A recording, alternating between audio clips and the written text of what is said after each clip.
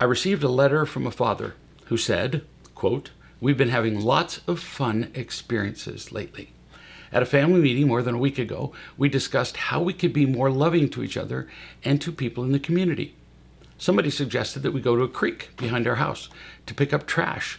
So we all put on our gloves and walked along the creek, putting cans and paper and stuff into a plastic garbage bag. There was more stuff than we had thought.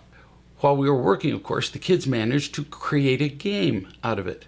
They discovered that their gloves were great for holding water. So they filled up their gloves and squirted the water out over and over again, laughing over and over. At one point, my son lost hold of his glove and we watched it wash away down the creek. Today, more than a week later, we went further downstream and my son fell in the water.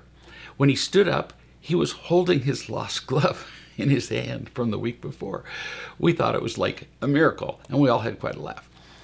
The father continues, "Oh yeah, and I just got off our weekly group call with 4 other sets of parents and 2 singles who have no kids. We've become like a family, and none of us ever misses that call.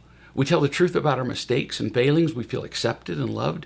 We all acknowledge that our parents did their best, but the love in this group is another level entirely. We really know each other. We feel loved by each other. It's amazing to have a lovely family and a loving family." End quote.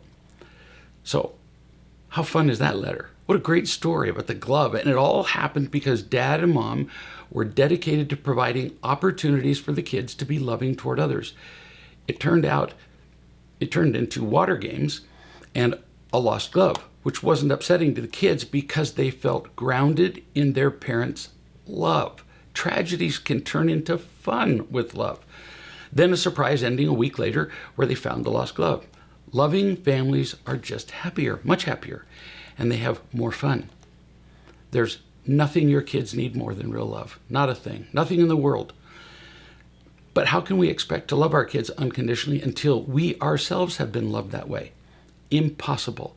So we parents must find other adults like this father did, other adults who can see, understand, and accept and love us, like the father does, not only did, but does regularly with this group of parents and singles who make up a loving family that he calls amazing.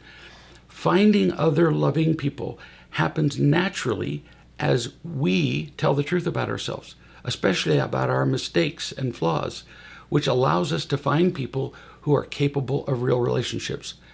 Most people will not be capable. Being truthful is just too unfamiliar to people in our present society where everybody is posturing, posing for selfies, and focusing on comparison with others on social media.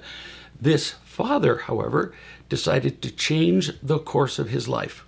And instead of just wishing for it, he did something about it. What did he do? Did he stand on a corner and put up a sign saying, "Looking for love"?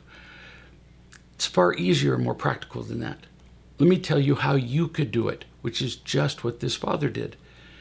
You always know that when people with kids talk to you, they're going to talk about their kids over and over and show you pictures you didn't ask for and complain about their behavior.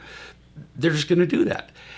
And there's your opportunity. When a parent talks to you about their child, tell them that you're studying how unconditional love changes everything about parenting, for example, and then ask them if they would like to study with you. Doesn't hurt to ask. If they're not interested, you've lost nothing. You go back to talking about Facebook or football. But if they are willing, you might have found somebody that you can talk to about yourself, possibly somebody to accept you. And you build on those moments, finding one loving person after another while you deepen each relationship. You can learn how to find real love for yourself and how to create these extraordinary feelings of joy in your family at realloveparents.com.